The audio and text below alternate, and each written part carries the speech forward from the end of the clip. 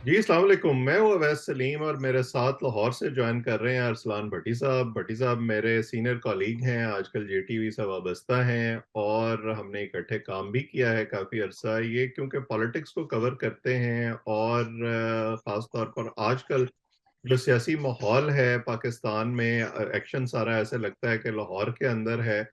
पिछले दिनों भट्टी साहब की मुलाकात हुई है मरियम बीबी से भी और हमने देखा कि पिछले चंद दिनों में उन्होंने एक बड़ा एग्रेसिव स्टांस लिया है। तो इनसे बात करते हैं इसके बारे में कि ये सोच कहाँ से आ रही है और उनके ऑब्जेक्टिव्स क्या हैं। तो भट्टी साहब, आपको बहुत शुक्रिया वक्त देने के लिए। जैसे आपने मेरी तमहीद सुनी, ये बताएं कि एक तो जब मरियम बीबी वापस आई, उनको चीफ ऑर्गेनाइजर की जो ओहदा है वो भी दिया गया, तो ये सोचा जा रहा था कि वो क्या करती हैं, क्या स्टांस लेती हैं, और आते ही ऐसे लगता है कि उन्होंने तोपों के मुंह खोल दिए हैं। और ये खास तौर पर जो सरगोदा में तकरीर की है उन्होंने, उससे तो ये लगता है कि अब वो कोई नो होल्ड्स बार्ड किस्म की स्ट्रेटजी पे जा रही हैं। इसके ये कहाँ से, इसके मुहर्रिक क्या हैं, अगर आप मुझे बताएं तो। बहुत शुक्रिया अवैस आपका, बड़े अरसे के बाद आपने याद किया, लेकिन चलें देर आए दुरुस्त आए। अब मामला ये है कि पाकिस्तान की सियासत के ऊपर आपने मुझसे पूछा जी कि मरियम बीबी का स्टांस क्या है और ये कहाँ से आ रहा है। देखें, मरियम बीबी का स्टांस वही है जो उनके वालिद गिरामी यानी मियां मोहम्मद नवाज शरीफ का स्टांस है।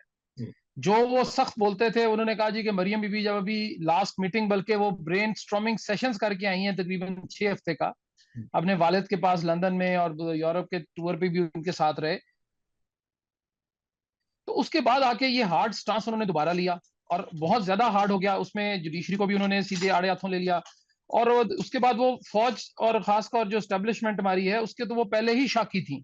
हम्म, वो बार बार यही कहती थी जी कि ये वो लोग हैं जिन्होंने हमारी हुकूमत खत्म की, मेरे वालिद को परेशान किया, जमहूरियत के ऊपर इन्होंने शब खून मारा, और बला बला इस तरह की बहुत सारी बातें उन्होंने की।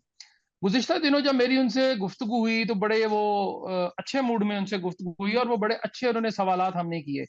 एक बात जो मैंने गौर की कि मरियम बीबी अनलाइक मरियम नवाज शरीफ, समझ लें कि उन्होंने सोशल मीडिया की टीम को अपने को एक्टिव किया बहुत ज्यादा। हम्म, लेकिन हमने बार बार, मैंने उनसे यही सवाल किया जी कि पाकिस्तान तहरीक इंसाफ समेत दीगर जो सियासी जमातें हैं, वो सोशल मीडिया के ऊपर बहुत ज्यादा नजर आती हैं। आपकी एक बड़ी जमात जो कि कभी चारों सूबों में, आजाद कश्मीर में भी उनकी रिप्रेजेंटेटिव थी, लेकिन अब वो जमात जो है वो पंजाब में भी सुकड़ गई। बल्कि लाहौर में, अगर आप थोड़ा सा माजी में मैं जाऊं तो 5 इलेक्शन हुए लाहौर में, बाई इलेक्शन सूबाई असम्बली के। उसमें से 4 सीटें जो हैं वो बड़ी कंफर्टेबली मेजोरिटी के साथ पाकिस्तान तहरीक इंसाफ जीत गई। हम्म, उसमें आप ये देखिए कि सोशल मीडिया का बहुत बड़ा हाथ है, और सोशल मीडिया एक टूल है अपना पैगाम हर बंदे को बचाने पे। पाकिस्तान गरीब मुल्क जरूर है, हम बड़े कर्जे हमने लिए, अभी भी आईएमएफ के साथ हमारे फटे चल रहे हैं। हम 980 रुपए का 1 लीटर ऑयल तो ले लेंगे, लेकिन हम एंड्रॉयड फोन भी जो है, वो हमारे जो गधा रेडी वाला है या गड्ढे वाला है या रेडी वाला जो बंदा, आम आदमी फल बेचने वाला, अब उसके पास भी एंड्रॉयड फोन है। हम्म, वो टीवी नहीं लगा के घर जाके देखेगा, वो एंड्रॉयड फोन सुनता है अब आजकल। वो कानों पे उसने, इसी तरह मेरी तरह उसने या तो वो ब्लूटूथ लगाया है या उसने हैंड फ्री लगाई है, और वो उसके साथ सारा कुछ वो सुन रहा है, सारा कुछ देख रहा है। बल्कि वो हम लोगों से, मसलन हम जर्नलिस्टों से ज्यादा बाखबर है, चूंकि वो सारा दिन उस पर एनालिसिस, तबसरे, मुख्तलिफ चैनल्स को जो है वो मॉनिटर करता रहता है। हम्म, अब मामला आया जी कि मरियम नवाज साहिबा ने जो बात हमारे से की, जो मेरी उनसे गुफ्तगू हुई, उसमें बहुत सारे पहलू थे। हमने उनसे पूछा कि आप एस्टेब्लिशमेंट के साथ खुलकर बोलना शुरू हो गई हैं, तो उन्होंने कहा कि बात यह है कि now it is the time, right time, कि हम अपना डिसाइड कर लें कि हमने किस समत में जाना है। हम्म, इधर हमने उसी समत में जाना है जो माजी में हमारी थी, या पॉलिटिशियंस के साथ रही, या पॉलिटिशियंस की टुवर्ड्स एस्टेब्लिशमेंट रही, या हमने कोई ऐसी सिमत ताइनात करनी है, या हमने कोई सिमत इस तरह की बनानी है कि अब हम पॉलिटिकल पार्टीज। वैसे इसमें एक जो मैं बात इसकी जो इसके साथ मैं मुंसलिक करूंगा कि इस सारे मसले पर सिर्फ और सिर्फ जमहूरियत जो है वो खराब हुई है, ये आपने जेहन में रखना है। इसको एंड में मैं एक्सप्लेन कर। हम्म, अब मामला ये हुआ जी कि मरियम बीबी ने ये कहा जी कि हमने सिमत जो है वो समत ताइनात करनी है। तो हम उसमें बहुत ज्यादा हमने नुकसान किया, हमारा भी हुआ, हमारे पे इल्जाम भी लगते रहे, हमने कोशिश भी की, लेकिन अब हमने स्ट्रेट फॉरवर्ड चलना है, अब हमने किसी की बात नहीं सुननी है। ये जो नुकसान की बात आपने भट्टी साहब की है, ये अहम है ना कि इस मौके पर जहां अब तकरीबन पिछले 10 महीने से ये हुकूमत में है, और इस दौरान में हमने देखा कि जब कभी जनरल फैज का या अदलिया के हवाले से सवाल किया गया मरियम बीबी से, तो उन्होंने कोई उसका वाज़ेह जवाब देने से एतराज किया। अब जब उनको ये लग रहा है कि शायद मतलूबा नताइज नहीं निकले, तो एक और स्टांस तब्दील करने से और ये कहने से कि नहीं नहीं ये तो पीडीएम की हुकूमत है, हमारी हुकूमत ही नहीं है, क्या लोग सब कुछ भूल जाएंगे? अवैस बिल्कुल नहीं। लोग एक जमात को या एक पार्टी और दो तीन शख्सियात को अपने नेज़े पे रखा हुआ उन्होंने नोक पर, कि जी ये पाकिस्तान मुस्लिम लीग नवाज ने महंगाई की है, पेट्रोल महंगा किया। अगर उन्होंने इतना उनको पता था कि जी ये सब कुछ होना है, इन्होंने गवर्नमेंट क्यों ली?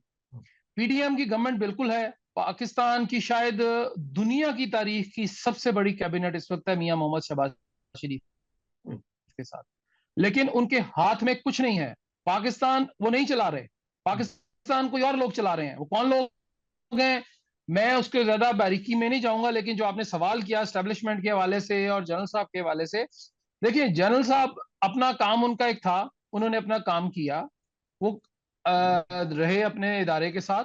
और वो मसला ये है वैस कि जो भी बंदा है, वो चाहे जीओसी है, वो चाहे कोर कमांडर साहब हैं, वो जनरल साहब हैं, वो मेजर साहब हैं, वो कप्तान हैं, वो सिपाही, वो जो एक सिंगल वो छोटी से हाथ से, बल्कि उसके हाथ में तो अब छड़ी भी नहीं होती, जो हमारे नाके पे खड़ा होता है, जो क्योसक जो होता है जहां से हम एंटर होते हैं कैंट पे, तो बात यह है कि वो तो फौज का आदमी है। उसका क्या लेना देना है मुझे बताइए कि कब ये आपने सुना होगा माजी में, हमारी होश संभालने से पहले भी और उसके बाद भी, जब मैं जर्नलिज्म में आया 91 92 में, तो मैं कहा जी कि गेट नंबर 4 पर मिठाइयां बांटी जा रही हैं, लोग गेट नंबर 4 की जाने देख रहे हैं। हम देखें जी, हम अपील कर रहे हैं कि मुल्क में आ जाएं, मुल्क जो है वो डूब रहा है, मुल्क डूब गया है, मुल्क जो है वो दरियाए वो बहरा हिंद में चला गया है। बात यह है कि ये सियासतदान ही उनको बुलाते रहे हैं, वो खुद तो नहीं कभी भी आए। आपने, आप भी करते रहे हो यहाँ पे, वो एजुकेशन की बीट करते रहे आप माजी में। आप ये मुझे बताइए कि गो स्कूल पकड़ने तो क्या ये नहीं पकड़ सकते थे? फौज को बुला लें जी। बिजली चोरी रोकनी है, फौज को बुला लें जी। पोलियो की मुहिम है, फौज को बुला लें जी। हर चीज में जब आप फौज को इन्वॉल्व करेंगे, तो आप एक बात, ये बात जेहन में रखिएगा कि फौजी फौज का है, उसने अपने एक डिसिप्लिन के अंदर, एक दायरे के अंदर उस बंदे ने चलना है, उस दायरे से बाहर नहीं हो आते। अब सारे आजकल लोग दुआएं मांग रहे हैं जी कि मुल्क में मार्शल लॉ ही लग जाए। पाकिस्तान में मार्शल लॉ कभी भी जो है वो इस मौके पर हमारी एस्टेब्लिशमेंट को सूट नहीं करता। और वो क्यों मार्शल लॉ लगाएं? बात यह है कि गन तो डाला सियासतदानों ने, तो सियासतदान उसको साफ करें और सियासी तरीके से साफ करें। हम कहते हैं जी कि जनरल साहब का इसमें क्या कसूर है जी? जनरल साहब ने क्या कह दिया आपको? वो अगर आपकी कोई कमजोरी थी, तो वो आपकी कमजोरी थी, उनकी एस्टेब्लिशमेंट के किसी शख्स की कमजोरी नहीं थी। इमरान लेकिन खान को, अगर इमरान खान को इमरान जी, उसमें तो भट्टी साहब, अगर ये गन साफ होना है और मामलात दुरुस्त होने हैं, तो सबको इकट्ठे बैठना पड़ेगा ना। अब खान साहब इसमें इस वक्त एक इम्पोर्टेंट स्टेक होल्डर हैं, उनकी एक पॉपुलर वेव है। अब वो कहते हैं मैं किसी के साथ बैठने के लिए तैयार नहीं हूं, और मामलात अगर तय होंगे तो मेरी शराइत पे होंगे, तो फिर वो कैसे होगा? देखिए बात यह है कि पाकिस्तान की 75 76 साल तारीख में, सियासी तारीख में बता रहा हूं, कि उसमें बहुत सारे लोग आए, ज्यादातर वजीर आजम जो है या उनसे इस्तीफा ले लिया गया या वो मुस्ताफी हो गए। कभी किसी बंदे ने टेन्योर अपना पूरा नहीं किया, ये हिस्ट्री है पाकिस्तान। मैं इसमें मैं मौजूद नहीं हूं, जिन्होंने लिखा हिस्टोरियंस ने। मामला यह है कि खान साहब इस बात पे राजी नहीं है, वो पार्लियामेंट को भी जो है बुरा भला कहते हैं, गालियां भी देते हैं कि जी ये पार्लियामेंट चोरों की पार्लियामेंट है। फिर उसी पार्लियामेंट के अंदर 8 सीटों पे इलेक्शन होता है, वो 6 सीटों पे वो इलेक्शन लड़ते हैं और 6 में जीत जाते हैं। फिर उसके बाद जब भी इलेक्शन का, अपनी दो असेंबलियां जो हैं उन्होंने, अपनी पंजाब असेंबली और केपी असेंबली, खैबर पख्तूनख्वा की असेंबली, उन्होंने उसको डिसॉल्व कराया। अब कहते हैं जी 90 दिन में इलेक्शन करवा दें। बात यह है कि पाकिस्तान ना तो अमेरिका है, ना इंग्लैंड है, ना जर्मनी है, ना यूरोपियन कंट्री है कोई, उसके पास वाफिर फॉरेन रिजर्व होंगे, कोई मसला ही नहीं है, इधर से पैसे लगाए उधर लगा दिए। हम तो आजकल एक एक पैसे को तरस रहे हैं। जो कोविड के बाद पाकिस्तान में इन्फ्लेशन आई है, वो हर बंदा मेरे समेत जो सख्त सकत रखता था अच्छा खाना, अच्छा पीना, अच्छा रहने का, उस बंदे ने अपने एक्सपेंडिचर कट टू साइज करके 50% से भी हम नीचे ले गए हैं। मजबूरियां, तो अगर हमारी मजबूरियां हमारे रहनुमा, हमारे सियासतदान, हमारे लीडर नहीं समझेंगे तो कौन समझेगा? ये ये खान जो साहब का बात, मैं एक बात बड़ा मैं जी जी, आप बात पूरी करें। मैं सिर्फ एक बात जरूर कहूंगा, फिर मैं आपका सवाल ले लेता हूं कि खान साहब ये कह रहे हैं जी कि मुझे किसी तरह हुकूमत दे दें, बाकी जाए सारे भाड़ में। ऐसा नहीं हुआ करता। हम्म, जो स्टेक होल्डर्स हैं, आप स्टेक होल्डर्स हैं, आप सुबह ही, यानी आपके आज वहां पे हमारे से 11 घंटे का फर्क है, हमारे अब चूंकि सुबह मंडे है, तो मंडे को जो हमारी एक मजहबी जमात है उसने स्ट्राइक कॉल दी हुई है पूरे पाकिस्तान में। हम्म, और वो है भी ऐसे कि वो उनके जो डंडे हैं उनके ऊपर कील लगे होते हैं 5-5 इंच के। हम्म, तो मेरे से तो अब मार नहीं खाई जाती इस उम्र में। The same is the case with other people, कि कौन गरीब आदमी उनके सामने खड़ा होगा। तो ये काम गवर्नमेंट का होता है। देखें, गवर्नमेंट होती है देने वाली तरफ की, government is on giving hand पे होती है, और ऑपोजिशन के पास कुछ भी नहीं होता। अब हम्म, इमरान खान साहब का ये मसला है कि वो कहते हैं जी कि मैं जब तक हूं, यानी मैं हूं। किसी ने एक बादशाह से पूछा, बादशाह उतर गए, उन्होंने कहा जी कि मैं अगले सेटअप में आ रहा हूं। उन्होंने कहा जी नहीं। उन्होंने कहा मेरी औलाद, उसने कहा जी नहीं। उसने कहा बाढ़ में जाओ, फिर सेटअप ही नहीं होगा। ये नहीं हुआ करता कभी भी। इस तरह की मिसालें बिल्कुल हैं हमारे पास, लेकिन खान साहब को हर सूरत बैठना पड़ेगा। बात यह है कि आपने एक एक 180 दिन हमजा शहबाज को जेल में रखा, हम्म, मियां शहबाज शरीफ को 121 दिन जेल में रखा, मरियम बीबी को 80 से 82 दिन के करीब जेल में रखा, मियां नवाज शरीफ को तकरीबन 1 साल के करीब जेल में रखा। कितने पैसे आपने रिकवर किए, आप बता दें। हम्म, एज अ लेमैन मेरा ये सवाल है उनसे कि इमरान खान साहब और नैब समेत कितने पैसे उनके प्रोटोकॉल में लगे, कितने पैसे वो पेशियों पे उनको जो ले जाते थे, सिक्योरिटी के कारों पे लगे, पेट्रोल पे लगा। हमने सिर्फ पैसा जाया किया माजी में। अब अगर उन्होंने आकर अपने केसेस माफ कराए हैं तो ये तो एक नेचुरल चीज है। मेरे पास अगर वो कहते हैं ना जी, अंग्रेजी दा दी तो पंजाबी दा दा, जिथे लगदा लाई जा। तो वो लगाई जा रहे हैं दांव अपना, तो उन्होंने लगा लिया। अब प्रॉब्लम यह है कि खान साहब कहते हैं जी कि मेरे से बड़ा ईमानदार कोई नहीं है। बिल्कुल ठीक है, आप, मैं मान लेता हूं 0.1%, 0.2% मैंने फर्ज भी कर लिया। मामला यह है कि आपकी जो भी चीज है, आप पार्लियामेंट में जाएं, पार्लियामेंट के अंदर आप बोलें, पार्लियामेंट के अंदर बैठ के, सियासी मामला है, पार्लियामेंट में होना चाहिए। वो ना तो गेट नंबर 4 पे जाना चाहिए, ना गेट नंबर 1 पे जाना चाहिए, वो सिर्फ और सिर्फ कौमी असम्बली के गेट पे होना चाहिए। हमारे साथ अलमिया ये है कि हम लोग as a politician, as a सियासतदान, एज अ लीडर, हम अपने आप को अबव द लॉ समझते हैं। ये नहीं होता, तो चूंकि इस हमारे यहाँ पे कान, इस सारी सोच के साथ खान साहब को इलेक्शन मिल रहा है या नहीं मिल रहा है, ये इस वक्त बुनियादी सवाल है। आपका बुनियादी सवाल बहुत मजे का है जी, लेकिन बुनियादी सवाल का जवाब यह है जी कि हुकूमत किसी सूरत भी कोई इंतखाब कराने को राजी नहीं है। वो हीला है, बहाना है, ना अहलियत है। वो हट दर्मी समझ लें। वो अक्टूबर से पहले इलेक्शन नहीं कराएंगे। हमें इस वक्त तक तो मुझे ये नजर आ रहा है, मैं गलत हो सकता हूं, सुबह कोई भी फैसला हो सकता है, कोई भी प्रेशर आ सकता है कहीं से भी कि जी आप इलेक्शन करवाएं फौरन। लेकिन फिल वक्त सुप्रीम कोर्ट में कल सुबह वो पिटीशन दायर भी हो गई, गुज़िश्ता रोज यानी जुमे की शाम तैयार हुई, वो दायर हो गई, उसकी समाअत भी हो रही है। मामला सिर्फ इतना है कि क्या दो कौम असम्बलियों में इलेक्शन करवाकर हम क्या अपने जो हमसाया मुल्क है, जहां पे 28 28 29 रियासतें हैं वहां पे, यानी प्रोविंसेस हैं भारत में, तो हम क्या उनको फॉलो करने जा रहे हैं? उनके तो चलो समझ में आता है कि उनका बहुत बड़ा मुल्क है, उनके मिसाइल ज्यादा है। हमारे तो ऐसे मिसाइल ही नहीं है। हमारे तो इतना सा मुल्क है प्यारा सा, 5 उसकी असम्बलियां हैं। एक एजे के वो हमेशा होता है जी कि चढ़ते सूरज को सलाम है, जिधर पानी हमारा होता तो यह नहीं कि जिधर नीचे नीचे था पानी जाता, नहीं, वो ऊपर से पानी नीचे को आता है। तो वो जिधर वो इस्लामाबाद का रुख होता है, उनका रुख हो जाता है। अब अभी भी खान साहब के पास देखें, गिलगित बल्तिस्तान की असेंबली उनके पास है, आजाद जम्मू कश्मीर की असेंबली उनके पास है, सिंध उनके पास नहीं है, बलोचिस्तान कभी भी हंग पार्लियामेंट हमेशा वहां पे बनी है, हंग असेंबली होती है।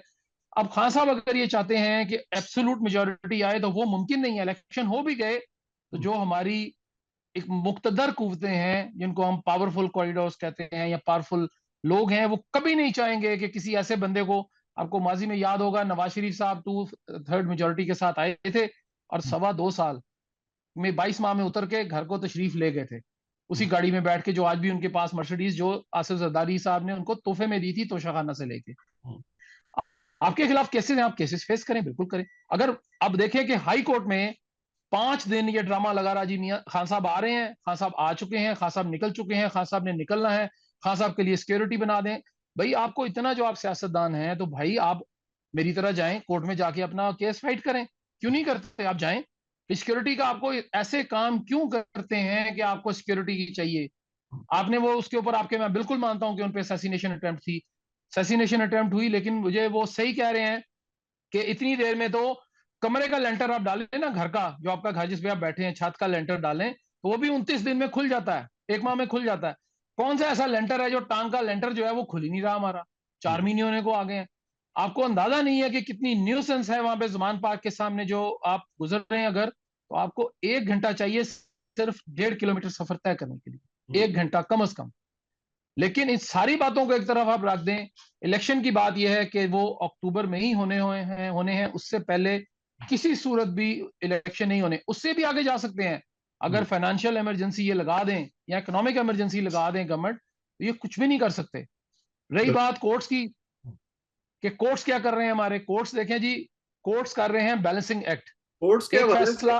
कोर्ट्स के हवाले से आप मेरा सवाल भी साथ शामिल कर लें। मरियम जी बीबी ने अब जो टारगेट किया है, बाकायदा सिटिंग जजेस के नाम लिए हैं, वो जैसे मैंने कहा कि हर हद तक जाने के लिए तैयार हैं, और उसमें रिस्क ये भी है कि उनको तौहीन अदालत का नोटिस हो सकता है उस बुनियाद पर। कोई वैसे तो वो पहले ही अभी तक डिस्क्वालीफाई हैं इलेक्शन लड़ने के लिए, तो क्या वो ये रिस्क लेने को तैयार हैं, या वो खान साहब की तरह कोई ढीली मठी सी माजरत कर लेंगी जाके बाद में?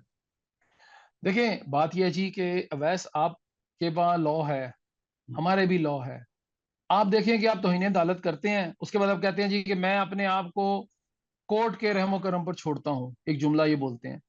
कोर्ट ऑब्वियसली इंसानों के लिए, कानून इंसानों के लिए ना, हैवानों के लिए तो कानून नहीं हुआ करते। तो कोर्ट कहती ठीक है जी, चूंकि बंदा आ गया हमारे पास तो इसको हम छोड़ देते हैं। अब खान साहब के केस में भी आप देखें कि उन्होंने क्या कुछ अदालतों को नहीं कहा। The same is the case with Maryam. उनमें से 3 जज जो है वो रिटायर हो चुके हैं, वो जा चुके हैं यहाँ से। 2 जो है वो एक सिटिंग है, एक जो साहब हैं एस्टेब्लिशमेंट वाले वो भी रिटायर हो गए। अब कोर्ट जो है देखिए, या तो वो बैलेंसिंग एक्ट ना करें कि एक फैसला मेरे हक में, एक आपके हक में, और एक हम दोनों के हक में, और चौथा फैसला हम दोनों के खिलाफ। या तो आप कानून के मुताबिक फैसला कर दें जी कि जनाब आप कोर्ट को बुलाते हैं, वो कहते हैं जी मैं पेश हो गया हूं।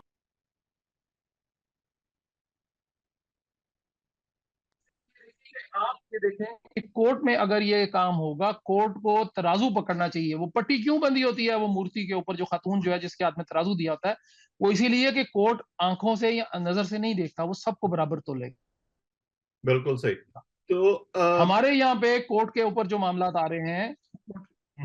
जी जी, बात पूरी जी करें जी। आप। कोर्ट के ऊपर जो मामला हैं वो अगर देखें, मरियम बीबी ने हार्ड स्टांस ले लिया बहुत ज्यादा। हम्म, अब वो उसको देखें, अब पाकिस्तान मुस्लिम लीग नून के पास अब खोने को कुछ बचा नहीं है। जो कुछ था उनके पास वो सारा कुछ उन्होंने लुटा दिया गवर्नमेंट लेने के बाद। हम्म, अब वो कह रहे हैं कि शायद कोई इस किस्म का स्टांस आ जाए, या कोई इस किस्म का हमारे हाथ में आ जाए, कोई बयानिया जिसको आप कह लें, कि स्टेटमेंट ऐसी हम दें कि लोग हमारी तरफ वापस अट्रैक्ट हो जाएं। वो अट्रैक्ट मरियम बीबी से तो शायद ना हो सके, लेकिन अगर मियां नवाज शरीफ यहाँ पे पहुंच जाते हैं, वो डेफिनेटली फर्क है उसमें। हम्म, मरियम नवाज शरीफ की सियासत में, उनके वालिद की सियासत में, और मियां शहबाज शरीफ, वो सियासतदान तो है नहीं है। मियां शहबाज शरीफ वो तो एडमिनिस्ट्रेटर बहुत अच्छे हैं, वो एडमिनिस्ट्रेटिवली काम कर सकते हैं, वो सियासी काम नहीं कर सकते हैं। अभी शाहिद खान अब्बासी साहब नाराज हैं काफी सारे, जब चीफ ऑर्गेनाइजर इनको बनाया। मरियम हमजा, मियां हमजा शहबाज शरीफ जो हैं, वो अमेरिका अपनी बेटी के इलाज के सिलसिले में, अल्लाह उसकी उनकी बेटी को सेहत और तंदुरुस्ती फरमाए, लंबी जिंदगी दे, लेकिन वो भी अब आने को तैयार नहीं है पाकिस्तान। वो जब कहते हैं कि जब मैंने सारा कुछ मेरे हाथ से ले लिया गया है, मेरे ऑफिस पे भी उनको बिठा दिया है, तो मैंने आके क्या करना है। NA-124 लाहौर का एक ऐसा हल्का है जहां से इस वक्त शायद खाकान अब्बासी साहब बगैर वहां पर गए एक जलसा उन्होंने किया बाई इलेक्शन में, और वो जीत गए। वो हल्का है मियां मोहम्मद हमजा शहबाज शरीफ का। उसके नीचे मियां हमजा साहब जो हैं वो MP हैं, उसके साथ उजवा शुजाउर रहमान है, और वो बिला मुकाबला वहां से मुंतखब हुए हैं मियां शुजाउर रहमान, उनके मुकाबले में बंदा ही नहीं आया कोई। हम्म, ये वो हल्का है जो सेफेस्ट हल्का कहा जाता है लाहौर का। तो उसमें से शायद खाकान अब्बासी साहब भी आ गए, ख्वाजा आसिफ साहब। अब उन्हें समझ नहीं, अब जो मजे की बात यह है वैस कि यहाँ पे लाहौर में ये पता नहीं चल रहा, इवन पंजाब में भी नहीं और पाकिस्तान में भी नहीं, कि आपने किसको फॉलो करना है।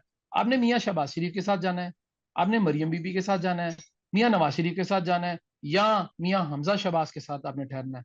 और एक नया जो ट्रेंड आया है, मियां सलमान शहबाज साहब वो भी आ रहे हैं। वो सुना ही है जी कि लाहौर से 4 लोग जो हैं फैमिली, उसको फैमिली कहते हैं लोग, कि जी फैमिली सीट होगी वो, फैमिली वो सारा कुछ होगा। तो वो 4 सीट, चौथी सीट भी अब वो लेंगे। यानी एक मियाँ नवाज शरीफ अगर इलेक्शन लड़ते हैं, मरियम बीबी आप कह रहे थे कि नाअहल हो गई हैं, उनका वो केस चल रहा है, वो जल्दी अहल भी हो जाएंगी, बहुत जल्दी वो अहल होने वाली हैं, कुछ दिनों में वो अहल हो जाएंगी, इलेक्शन उनके ऊपर वो बार खत्म हो जाएगी।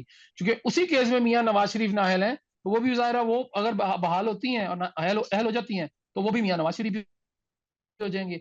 शहबाज शरीफ के साथ कोई ऐसा केस ही नहीं है, वो पहले ही अहल है। हमजा के पास भी नहीं है और सलमान शहबाज नहीं एंट्री है। तो 5 लोग तो ये पक्के हैं उनके फैमिली के, इन्होंने सीटें लेनी है लाहौर से। लाहौर की 13 कौमी असम्बली की नशिस्तें हैं। अब उसमें उन्होंने कुछ बेचना है मुझे, तो मैं क्या बाय कर रहा हूं? मैं ये कर रहा हूं जी कि मेरा मसला, आम आदमी का मसला जो पाकिस्तान का है या पंजाब का है या लाहौर का है या इन दैट केस एक यूनियन काउंसिल का है, आपके जिस तरह वहां काउंटीज होती छोटी छोटी, मामला सिर्फ इतना है कि उस बंदे का मसला है महंगाई, आलू प्याज टमाटर घी पेट्रोल। उसका ये मसला नहीं है कि इमरान खान साहब बैठते हैं या नहीं बैठते, मियाँ शहबाज शरीफ उनके साथ हाथ मिलाते हैं या नहीं मिलाते, या कौमी असम्बली चलती है या नहीं चलती। वो सब कहते हैं जी ये सब निजाम ही फारिग करें इसको, ये निजाम हमें चाहिए ही नहीं, हमें वो बंदे चाहिए जो हमारी बात सुने। अब वो बयानिया क्या है कि आप एक पत्ता फेंकते हैं फिर दूसरा फेंकते हैं, चौथा शायद कोई तुरुप का पता होगा। बीएमएलएन के साथ ये मसला है कि वो कोशिश ये कर रहे हैं कि एक के बाद दूसरा बयानिया, पहले वोट को इज्जत दो, फिर दूसरा बयानिया, फिर ये अब अदलिया, पहले एस्टेब्लिशमेंट के खिलाफ अब अदलिया के खिलाफ, कि शायद कोई चीज मैं मेरे समेत, ये मैं से मुराद है आम आदमी, वो बाय कर ले जी। क्या चाहते हैं ये लोग, क्या वो चाह रहे हैं, क्या बयानिया बेचना चाह रहे हैं मेरे पे, कि हम अगर इलेक्शन हो जाते हैं, अभी तो अगर इलेक्शन अवैस हो जाते हैं कोई 3 एक माह के अंदर, तो पाकिस्तान मुस्लिम लीग नून मुझे तो कम से कम कहीं नजर नहीं आती। और अगर इलेक्शन अक्टूबर में होते हैं और ये रिलीफ देने में कामयाब हो,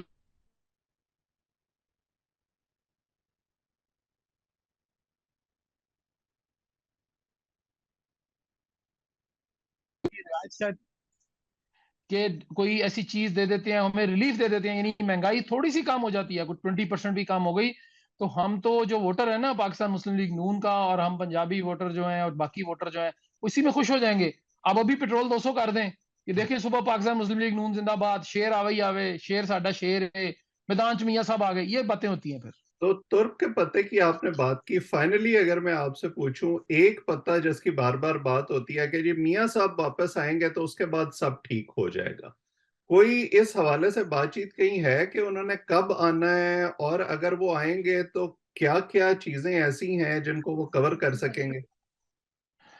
अवैस मियां नवाज शरीफ एक जीरक सियासतदान है, अक्लमंद आदमी है। लोग कहते हैं कि जी वो पता नहीं क्या खा के और क्या करते हैं, उनको समझ, उस जितना सियाना आदमी कोई नहीं है। डिस्पाइट के इमरान खान